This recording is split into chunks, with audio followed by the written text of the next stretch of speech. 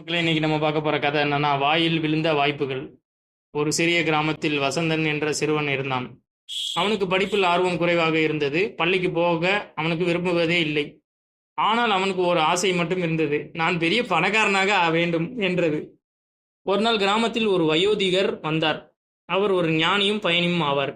அவர் வாசலில் அமர்ந்தபடி, இங்கு யாராவது நேர்மையாக உழைக்க விரும்புகிறீர்களா என்று கேட்டார். அனைவரும் மூச்சை இழுத்து திரும்பிவிட்டனர். ஆனால் வசந்தன் மட்டும், நான் பணம் சம்பாதிக்க விரும்புகிறேன், என்ன செய்ய வேண்டும் என்று கேட்டான். வயோதிகர் ஒரு பையில் சிறிய விதைகளை கொடுத்தார்.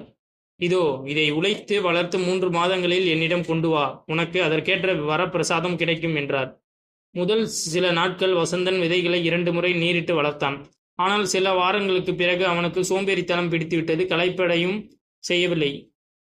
இலைகள் வாட ஆரம்பித்தன. 3 மாதங்களில் செத்து விட்டது. வயோதிகர் மீண்டும் கிராமத்துக்கு வந்தார். மற்ற சிலரால் விதைகள் நன்றாக வளர்த்து கொண்டு வந்து கொடுத்தனர் வயோதிகர் கையில்.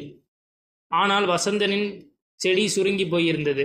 அவன் தாழ்மையுடன் ஒப்புக்கொண்டான். நான் சரியாக பராமரிக்கவில்லை, மன்னிக்கவும். அப்போது வயோதிகர் மெல்ல சிரித்தார். வசந்தா, உனது நேர்மையே எனக்கு போதும். மற்றவர்கள் எல்லாம் விதைகளுக்கு பதிலாக வேறு மரக்கன்றுகளை மாற்றிக்கொண்டு வந்துள்ளனர். ஆனால் நீ உண்மையாக நடந்து கொண்டாய். அதனால் அவரும் வசந்தனுக்கு சிறந்த வாய்ப்பையும் கல்வி உதவியையும் அளித்தார். கற்றல். வாய்ப்பு கிடைக்கும் போதெல்லாம் அது நம் முயற்சியினால் வெற்றி பெறும். நம் நேர்மையையும் முயற்சியும் ஒரு நாளில் நமக்கு பெரிய வெற்றியை தரும். வேண்டுமானால் இதற்கான ஓவியத்தோடு